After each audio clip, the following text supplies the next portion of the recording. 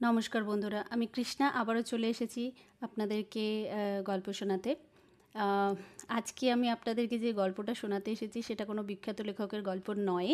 সেটা আহ, খুবই সাধারণ এক লেখকের গল্প। তো আপনারা শুনে বলবেন অবশ্যই যে গল্পটা কেমন লাগলো। যদি আপনাদের গল্পটা ভালো লাগে তবেই আমি তার নাম জানাবো। আর তাছাড়া আদারওয়াইজ আমি গল্পটা নাম লেখকের জানাচ্ছি না। তো বেশি দেরি না করে শুরু করছি আজকের ছোট গল্প, আহ, সুখের কলসি। এক গরিব কৃষক ছিল।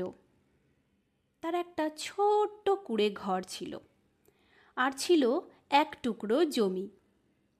সেই জমিতে সে নানা ধরনের ফসল ফলাতো। একদিন সে জমিতে কাজ করার সময় হঠাৎ একটা কলসি খুঁজে পায়। কলসিটা কুড়িয়ে পেয়ে সে খুব খুশি হয়, কিন্তু কলসির ভিতরে কিছুই ছিল না। কৃষক হতাশ না হয়ে কলসিটি বাড়ি নিয়ে ফেরে। সে প্রতিদিন কলসিটা পরিষ্কার করত আর তাতে জল ভরে রাখত।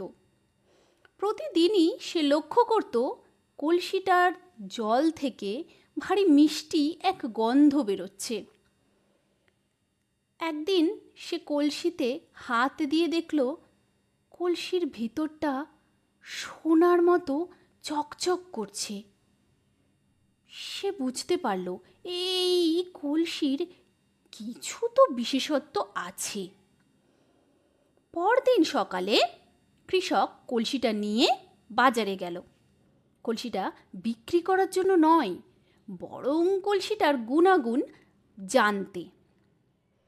বাজারে উপস্থিত সকলেই কলসিটা দেখে মুগ্ধ হয়ে গেল। কেউ কেউ বলল, এ কলসি সাধারণ নয়, এর মধ্যে নিশ্চয়ই কোনো না কোনো জাদু আছে। কৃষক তখন কলসি থেকে জল নিয়ে সবাইকে পান করতে দিল। যেই সে জল পান করল, তার মনের সব দুঃখ দূর হয়ে গেল, আর শরীরে এলো নতুন শক্তি।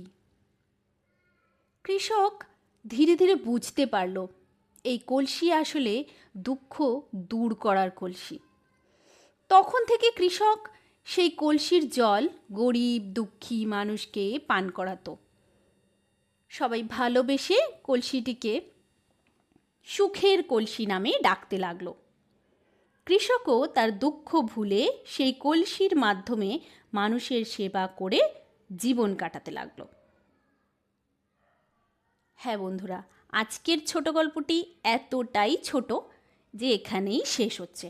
তো আপনারা জানাতে ভুলবেন না যে গল্পটা আপনাদের কেমন লাগলো। আর আজকের এই গল্পের মাধ্যমে বোঝানো হয়েছে যে সত্যিকারের সুখ বাইরে নয়, মানুষের মনে, এবং তা সেবার মধ্যেই নিহিত থাকে। তো তাই অন্যের সেবা করে যান আর সুখে থাকুন। আসছি আবারও পরের সপ্তাহে আরও একটি ছোট গল্প নিয়ে। ততদিন সুস্থ থাকবেন, ভালো থাকবেন। নমস্কার।